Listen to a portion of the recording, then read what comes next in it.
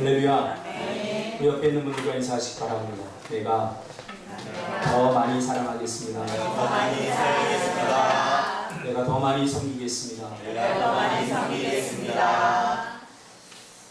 오늘 기쁨을 선택하라 라고 하는 제목으로 하나님의 말씀 증거하겠습니다. 이번 주는 참 마음적으로 좀 무거웠습니다. 왜냐하면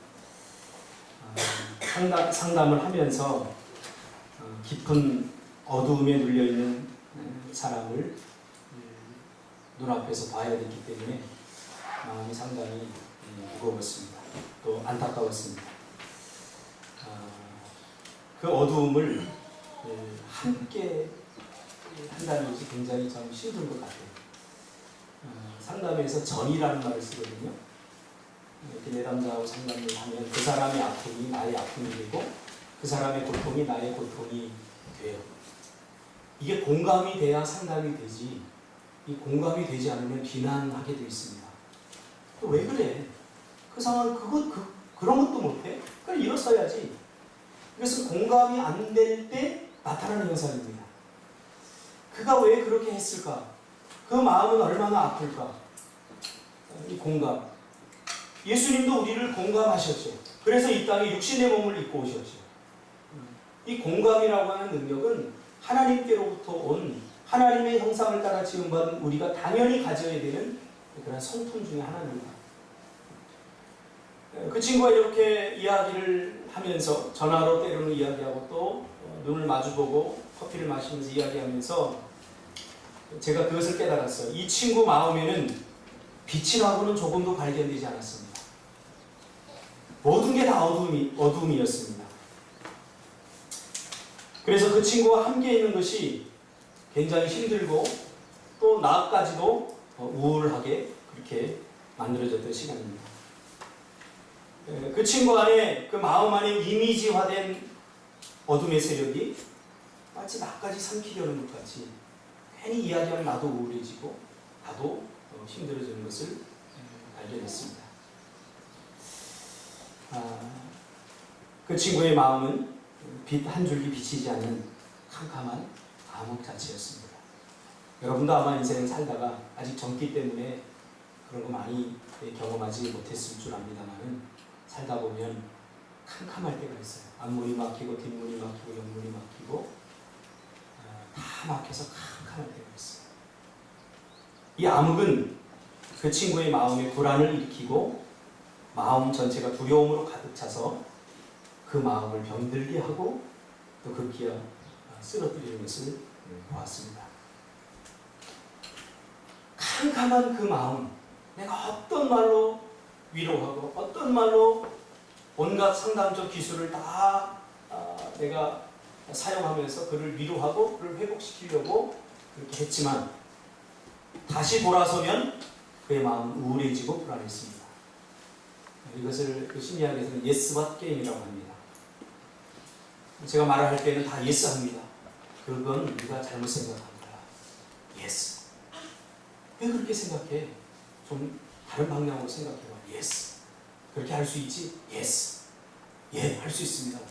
다 하겠습니다. 예스, 예스 하고는 다 끝나고 조금 있다가 전화가 와요. 목사님 그런데요. 예스 하면 그 방향으로 밀고 나가야 되는데 예스, 예스 해놓고는 그러나 그게 안 돼요.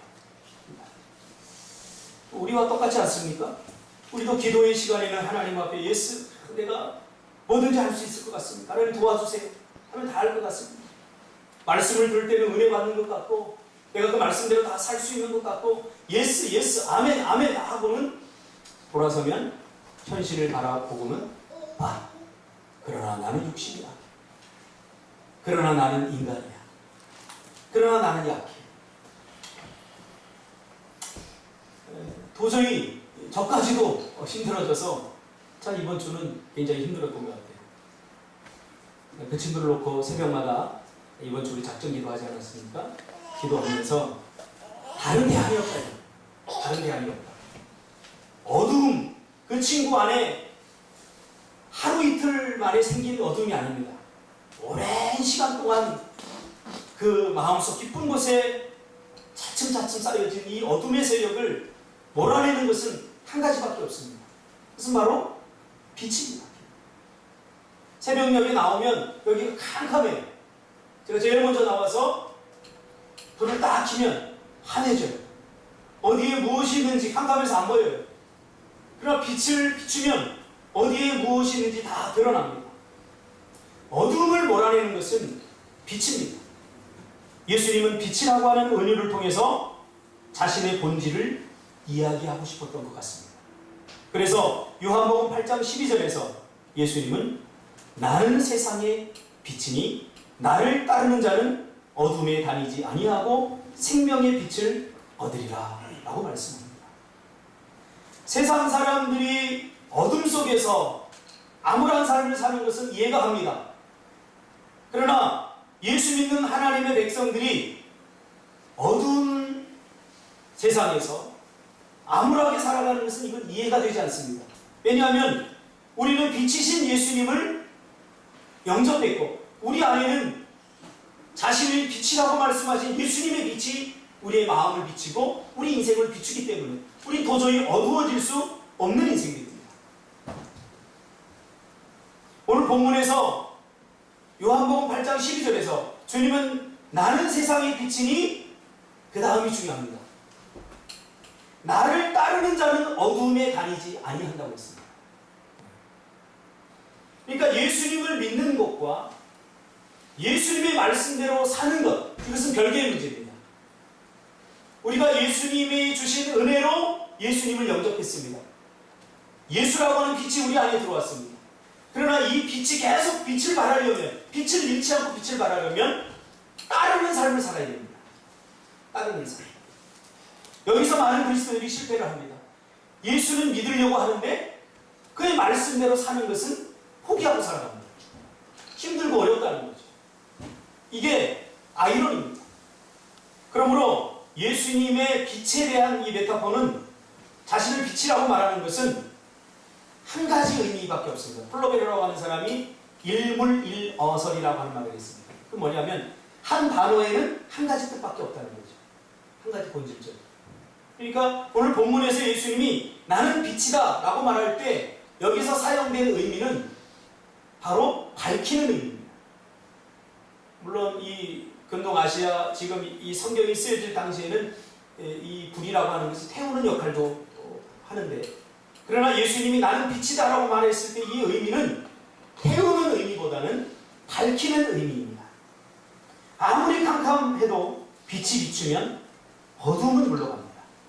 이사야서 9장 2절에 보면 흑암에 행하던 백성이 큰 빛을 보고 사망의 그늘진 땅에 거주하던 자에게 빛이 비치도다.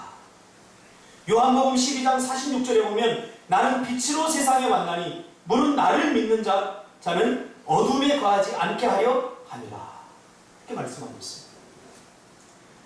그러므로 빛이 마음에 비치면 우리 마음에 나타나는 현상이 있는데 그것이 뭐냐면 바로 기쁨입니다. 기쁨. 내 마음속에 있는 어둠을 몰아내는 방법은 간단합니다. 빛의 실체이신 주님을 매 순간 선택하는 것입니다. 나를 따르다 라고 하는 말은, 나를 따르라 라고 하는 말은 나를 선택하라 그 말이에요. 가만히 생각해보면 우리 삶에서 일어나는 모든 일에는 딱 두 가지 선택을 요구합니다. 첫째는 계속 우울하고 침울할 것입니다. 둘째는 아니면 기쁘고 즐겁게 살 것입니다. 내가 어떤 것을 선택하면 계속 우울해지고 침울해집니다. 그러나 어떤 것을 선택하면 기쁘고 즐거워집니다.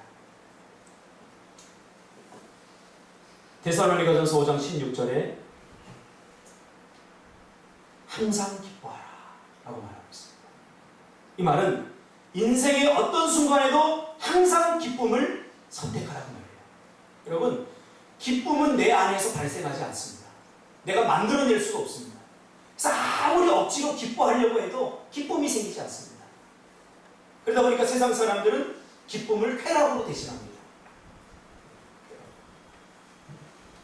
우리에게 할 수 있는 유일한 것은 뭐냐면 기쁨을 내가 만들어내는 것이 아니라 기쁨을 선택하는 것입니다. 내가 기쁨을 선택하면 누가 줘요? 주님께서 기쁨을 주시는 거예요. 저는 어렸을 때에 저희 집안 분위기를 가만히 보면 조금 우울했던 것 같아요. 그도 그럴 것이 아버지가 제가 5살 때 돌아가시고 어머니가 이제 우리 네 식구를 자녀 넷을 먹여 살려야 되니까 뭐 웃음이라고는 별로 찾아볼 수 없었던 것 같아요. 그것이 제 삶에도 굉장히 많은 영향을 미쳐서 제가 예수를 만나기 전까지 얼굴이 그렇게 밝지 않았어요. 지금도 별로 밝지 않아요. 지금도 그렇게 밝지 않아요. 그래서 제가 이렇게 가만히 뭔가 헐떡이 생각하고 깊은 묵상에 빠지면 사람들이 나를 피해가요. 그러면서 목사님 화나셨어요? 그래요. 나는 아닌데. 이게 뭐냐면 그런 밝지 못한 그 어두움과 우울함 속에서 살다 보니까 나도 모르게 그런 것들이, 그런 분위기와 그런 느낌들이 학습이 된 거예요. 제가 집사람을 이렇게 만나면서 제가 가장 좋았던 게 뭐냐면 집사람 굉장히 밝았거든요. 그냥 즐거웠고 밝았거든요. 그래서 그걸 보면 굉장히 제가 기분이 좋았어요. 주님은 당신의 백성들이 우울하고 슬퍼하는 것을 결코 기뻐하지 않습니다. 그래서 항상 기뻐하라고 말합니다. 그러나 그 기쁨을 얻는 방법은 내가 발생시킬 수 없고 내가 만들어낼 수 없기 때문에 선택할 수 있는 유일한 것이 바로 선택할 수 있는 것밖에 없습니다. 내가 기쁨을 선택하면 하나님이 그 기쁨을 주신다는 사실이죠. 기쁨은 그냥 주어지지 않습니다. 우리가 선택을 해야 됩니다. 그런데 선택을 하려면 가장 중요한 것이 있는데 뭐냐면 깨달아야 돼요. 깨달아야 선택할 수 있어요. 요한복음 1장 5절에 보니까 빛이 어두움에 비치되 어두움이 깨닫지 못하더라. 빛을 계속 비치고 있지만 어두움에 빛이 비치지만 깨닫지 못하더라. 깨닫지 못하니까 빛을 선택할 수 없는 거예요. 하나님은 우리를 로봇처럼 만들지 않았기에 하나님의 형상을 따라 지음받은 우리는 우리의 지식과 정서와 의지를 하나님의 형상을 다 사용해서 매 순간 기쁨을 선택해 줍니다. 우울해하지 말고 어둠의 세력, 죽음과 절망의 증상들을 선택하지 말아야 됩니다. 근데 가만히 보면 우울하고 그리고 뭔가 침울한 사람들을 이렇게 만나서 이야기하다 보면 그런 것들을 꼭 선택해요. 나는 가난하니까 나는 우울해. 나는 능력이 없으니까 우울해. 그러니까 자신이 어떤 선택을 할 것인지 굉장히 중요합니다. 갈라디아서 5장 19절 이하에 보면 어두움이 파생시킨 증상들을 사도 바울이 소개하고 있습니다. 우리가 생각하는 것보다 이 어두움의 증상들은 우리의 인격과 우리의 성격, 우리의 감정, 또 우리의 삶 가운데 아주 깊숙이 침투해 있습니다. 아주 깊숙이 침투해 있습니다. 그러면 어두움이 파생시킨 증상들이 뭐냐? 갈라디아서 5장 19절에 보니까 음행. 여러분, 음행하면 어두워집니다. 마음이 어두워져요. 이것도 쾌락이죠. 그러니까 세상 사람들은 스스로 즐거움을 만들어내기 위해서 음행합니다. 쾌락을 쫓는 거죠. 어두워집니다. 음행, 더러운 것과 호색과 우상숭배와 주술과 원수 맺는 것과 분쟁과 시기와 분냄과 당짓는 것과 분열함과 이다함과 투기와 술취함과 방탕함, 이런 것들은 다 어둠이 만들어낸 증상들입니다. 우리가 우상숭배 안 하지 않습니까? 몇 가지만 살펴볼까요? 한두 가지만. 여러분, 술취함. 저는 상담을 하면서 이 술취함이 얼마나 사람들을 어두운 고통으로 몰아가는지 저는 너무나 뼈저리게 경험했습니다. 한 아버지가 술을 먹습니다. 무슨 일 때문인지 모르지만 술로 자신의 허전함을 채웁니다. 술로 자신의 고통을 대신합니다. 그 아픔을 잊기 위해서. 처음에 좋습니다. 그러나 한 병이 두 병이 되고 두 병이 세 병이 되고 하루가 이틀이 되고 이틀이 3일이 되고 그러면서 이제는 더 이상 술 없이 살 수 없는 알코올릭 환자가 됩니다. 이 아버지가 알코올릭 환자가 되면서 이 술 취함이 그 가정의 아내와 그 자녀들을 어둡게 만들어버립니다. 술 먹고 와서 아내를 때립니다. 집안을 부숴버립니다. 여러분, 이게 바로 어둠의 증상들입니다. 술 취함, 또 시기도 마찬가지입니다. 시기 없는 사람이 어디 있어? 다 어느 정도 다 시기하지 않아? 남 잘 되는 것보다 내가 잘 되는 거 더 좋지 않아? 여러분 그냥 누구나 다 할 수 있는 일반적인 것을 생각하면 안 됩니다. 시기가 뭘 만들어낸다고요? 어두움을 만들어내요. 어둡게 만들어요. 그래서 시기가 많은 공동체는 분위기가 어두워요. 시기는 뭐예요? 다른 사람 잘 되는 것을 그것에 박수 쳐주지 못하는 거예요. 오늘도 박사원 집사님 기도했지만 다른 사람 잘 되는 것을 기뻐해 주는 것이 그리스도는 아닙니까? 근데 그렇지 못한 거예요. 우리 성도들 안에 그런 것들이 굉장히 심합니다. 술 취함, 분쟁, 시기, 분내는 것도 마찬가지입니다. 제가 어제 어디 갔다가 잠깐 분을 좀 냈습니다. 분을 내는데 참 하나님 감사하죠. 저에게 하나님은 사인을 즉시 주셔요. 제가 분을 내고 바로 분을 내고 일어서다가 이 무릎을 쇠 모서리에다가 쪄버렸어요. 무릎을. 엄청 고통스러운 거예요. 이게 걷지를 못하겠네요. 그럴 정도로 이게 오늘 보니까 부었더라고요. 그러니까 집사람이 옆에 있다. 그거가 분내니까 하나님이 그렇게 하시는 거지. 저는 거기에 굉장히 감사했어요. 이런 어둠의 증상들이 우리 안에 나타날 때 그것을 물리쳐야 됩니다. 이 어둠의 증상들을 선택하지 말고 기쁨을 선택해야 됩니다. 로마서 1장 29절 이하에 보면 사도 바울은 또 다른 형태의 이 어둠의 증상들을 이야기하고 있습니다. 불의, 추악, 탐욕, 악의, 시기, 살인, 분쟁, 사기, 악독, 수근소근, 비방, 능력, 교만, 자랑, 이렇게 해서 한 45가지를 이야기합니다. 한 가지만 살펴볼까요? 수근수근. 다른 사람들 비방하는. 그래서 저는 다른 사람 흉보는 걸 제일 좋아하지 않습니다. 그것은 교회 안에 기쁨의 영을 빼앗아가는 겁니다. 제가 개척을 하고 조금 있다가 그 여자 집사님들 성경 공부를 이렇게 인도하는데 막 은혜 받고 좋아해요. 근데 어느 순간에 목사님들은 영적 느낌이 있거든요.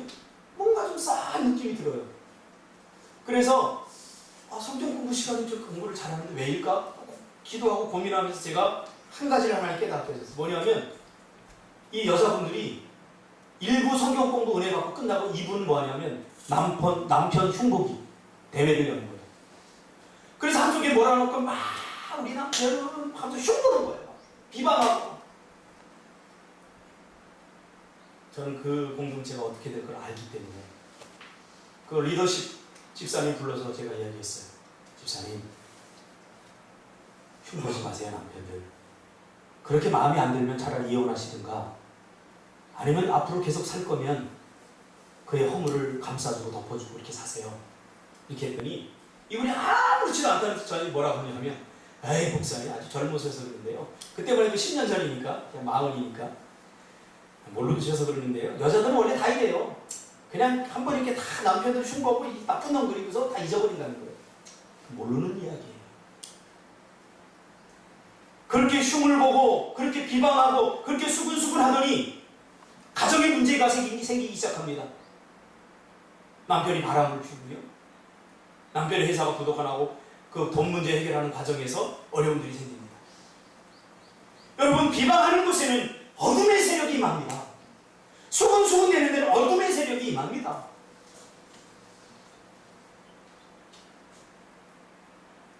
우리에게는 기쁨을 만들어내고 창조할 수 있는 능력이 없습니다. 그러기에 다만 우리는 기쁨을 선택할 수밖에 없습니다. 내가 기쁨을 선택하면 하나님이 기쁨을 주십니다. 할렐루야. 모세가 홍해 앞에 서서 그 홍해를 갈랐습니까? 아닙니다. 모세가 선택한 것은 주님의 하나님의 말씀에 순종하기로 선택한 것뿐입니다. 그리고 지팡이를 들어 하나님의 말씀대로 그 바다를 향했더니 그 홍해가 갈라지는 것은 누가 하셨어요? 하나님께서 하신 거예요. 마찬가지예요. 우리가 스스로 기뻐하려고 하면 절대로 기쁨은 생산되지 않습니다. 그리고 이 어둠의 세력에 동조해버리면 어둠에 매몰되어 삶의 기쁨과 행복과 평안을 빼앗겨서 절망과 한숨만 남게 됩니다. 제 기억 속에, 어릴 적의 기억 속에 저희 어머니는 참 믿음의 사람이었는데 지금 가만히 생각해보면 사람들 흉도 좀 봤던 것 같아요.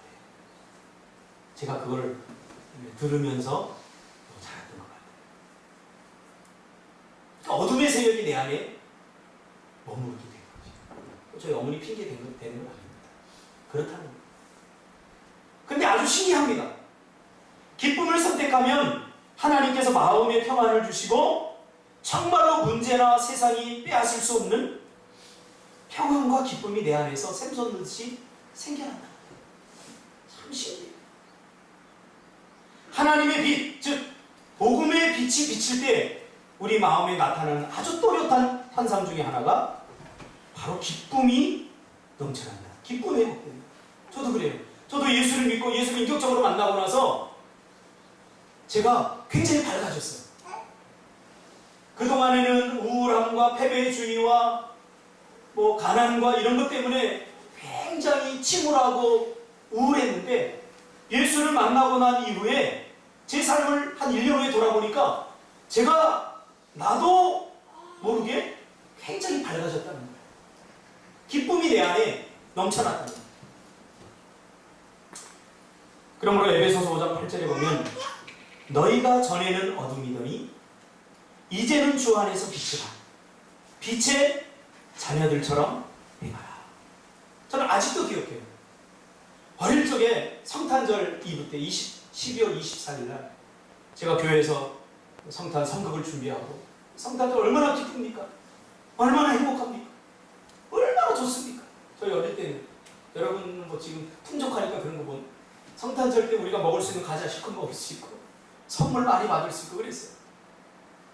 그런데 교회에 가서 성극을 준비하려고 딱 섰는데 저희 어머니가 우시면서 교회를 나가는 걸 제가 봤어요. 저는 왜 그랬는지 어느 정도 감으로 잡아주고 어릴 적이지만 왜냐면 한두 번 있었던 게 아닙니다. 그러면서 내 마음에 어두움이 엄습하기 시작합니다. 크리스마스 날, 행복해야 될 날, 많은 사람들이 기쁨으로 막 찬양을 기쁘다 구주 오셨네 막 외치는데 내 마음엔 어둠의 세력이 내려앉아서 하나도 기쁘지 않았습니다. 하나도 행복하지 않았습니다. 그 이후에 저는 어떻게 기쁨을 얻는지 알게 되었습니다. 어둠에 사로잡힌 사람들의 특징이 있습니다. 빛을 거부하고 스스로 마음의 문을 닫아버리는 겁니다. 아무리 주님을 믿고 구원의 감격을 얻었어도 빛의 자녀들처럼 행하지 않으면 어둠의 세력에 눌려 기쁨의 삶을 살 수 없게 되는 것입니다. 저도 교육자 생활을 하고 부교육자 생활을 하면서 많은 가정을 방문하고 신방을 이렇게 해봅니다. 교회 다니는데 어떤 집사님은 굉장히 표정이 어두워요. 참 안타까워요. 목사가 그거를 봤을 때 굉장히 안타까워요. 왜냐하면 복음은 빛이거든요. 빛이 비치면 어둠이 사라져버리거든요. 나이 40이 되면 남자는 얼굴에 책임을 져야 되지만 우리 그리스도인들은 예수 믿으면 그 순간 우리 얼굴에 책임져야 됩니다. 왜? 생명 되신 복음의 빛이 우리 안에 들어왔기 때문에 우리는 밝을 수밖에 없는 존재들이거든요. 기쁠 수밖에 없는 존재들이거든요. 이것은 세상이 줄 수 없는 기쁨이거든요. 그것이 우리 안에 있어요. 저는 6년 전에 인도 선교를 갔다가 어둠의 실체를 보았습니다. 인도 카스트 제도가 불가측 천민을 만들지 않았습니까?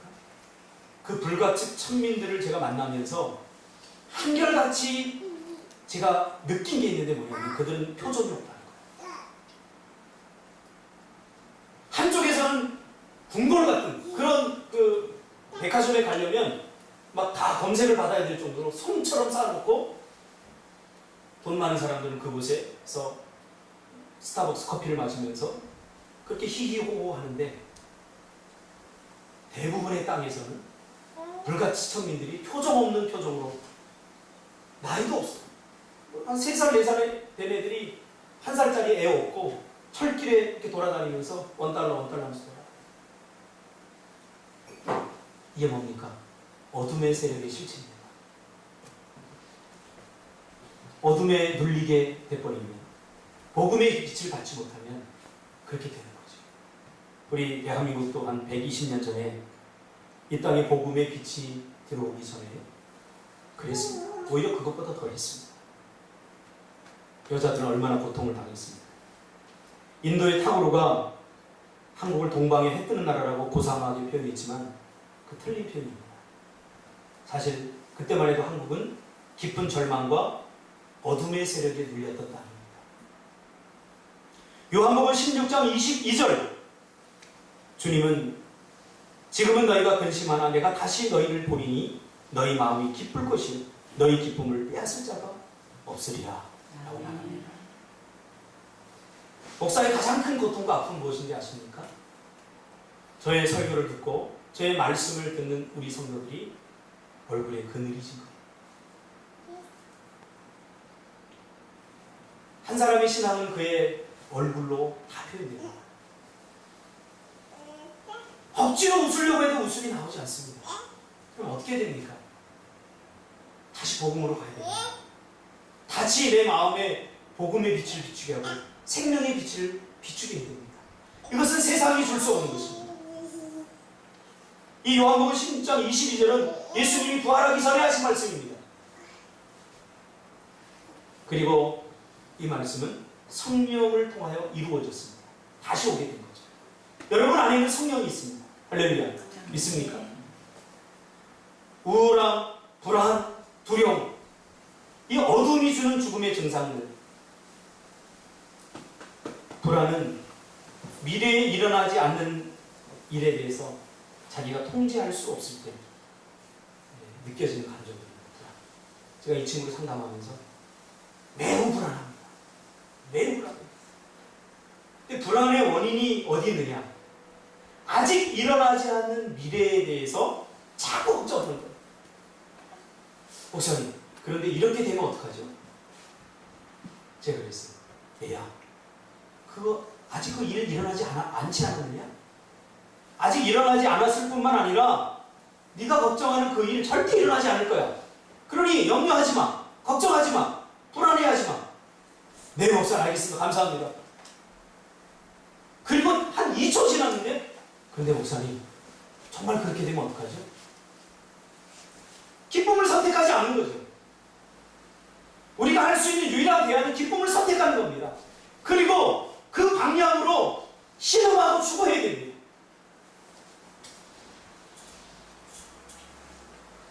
복음은 항상 지금에 시작됩니다. 바꿀 수 없는 과거, 아직 오지 않은 미래. 이것은 내 영역이 이미 아닙니다. 내 영역은 왜 지금이에요? 지금 내가 무엇을 선택하느냐, 이것은 너무나 중요한 일입니다. 우리의 두려움의 시발점. 왜 우리 인간에게 두려움이 있을까? 학자들이 연구했다고 합니다. 왜 사람이 두렵지? 노후에 대한 두려움, 건강에 대한 두려움, 아직 일어나지 않은 일이에요. 저도 여기 뭐가 전번에 났어요. 몸에 나서 이렇게 긁었더니 빨갛게 됐어요. 근데 병원에 갔더니 약간 대상포진 증상이 왔대요. 면역력이 좀 약해진 것 같아요. 그런데 며칠 전에 또 이게 생겼어요. 그래가지고 야, 이번에 대상포진 제대로 하는 거예요. 왜? 온몸이 지금도 가려요. 온몸이 다 가렸거든요. 아직 일어나지 않는 일, 그것은 내 영역이 아닙니다. 하나님은 우리에게 현재를 살 능력을 주셨지 미래를 살 능력은 주지 않았습니다. 그러니까 일어나지 않는 일에 대해서 괜히 내가 염려하고 걱정할 필요가 없다. 초대교회 성도들에게 나타났던 한 가지 현상이 있는데 그들은 모두 기쁨의 공동체였다는 사실입니다. 밝았다는 사실입니다. 초대교회 성도들의 현실은 매우 열악했습니다. 온갖 고난과 박해와 목숨을 빼앗는 위협과 삶의 고통의 연속이었지만 그러나 그들은 밝았습니다. 기쁨이 넘쳤습니다. 성경을 읽어보세요. 사도 바울이 기뻐하라, 항상 기뻐하라, 내가 다시 말하니 기뻐하라, 이 말씀을 할 때는 감옥에 갇혔을 때 이 고백을 한 거예요.